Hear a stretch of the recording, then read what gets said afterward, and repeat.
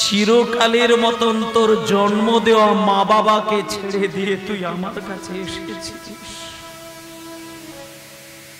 আমি তোর বাবা, আমি তোর মা। এত কঠিন কষ্টের কথা যদি আমাকে না বলবি, তুই কাকে বলবি? কাকে বলবি তুই? পাড়ার লোকে তোর কাছে এসে বলবে, পাড়ার লোকে আমার কাছে আঙুল তুলে বলবে একটা বাচ্চা ছেলে দীক্ষা নিতে আসলো, তাকে মেরেই ফেললে। এই দুঃখী তুই যদি মাথার ঘায়ের কথা আমাকে শুরুর দিকে জানিয়ে দিতিস, আমি বড় বড় চিকিৎসক ডেকে তোর ঘাটা সারিয়ে দিতাম। এই কথা শুনে সঙ্গে সঙ্গে দুঃখী গুরুদেবের চরণে আছাড় খেয়ে পড়েছে। গুরুদেবের দুটি চরণ ধরে কেঁদে কেঁদে কেঁদে কেঁদে বলে, ওগো গুরুদেব, আমার মাথার ঘায়ের কথায় আপনাকে জানালে আপনি হয়তো বড় বড় চিকিৎসক ডেকে আমার চিকিৎসা করতেন, কিন্তু কৃষ্ণ সেবার জন্য জল ঢালা তো বন্ধ যেত না। ওই জল হয়তো আমি ছাড়াও অন্য কোনো ছেলে ঢেলে দিত,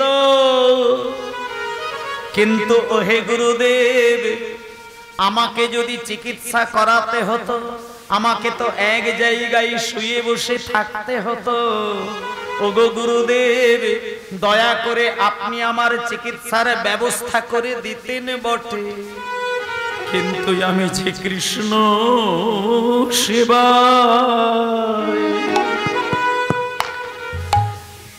সেবায় বঞ্চিত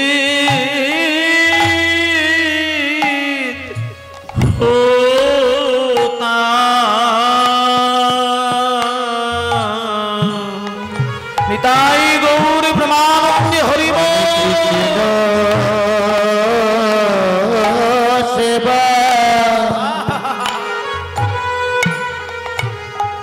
সেবায় বঞ্চিত হতা, আমায় জ্বালানিতে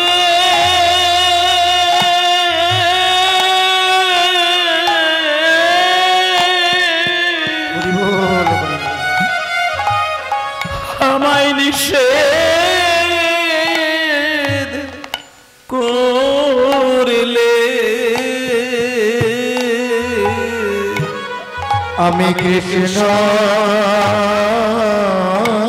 সেবা মঞ্চিত হতা। আস্তে করে গানগুলো ছোট ছোট করে বাজবা। আমায় জ্বালানিতে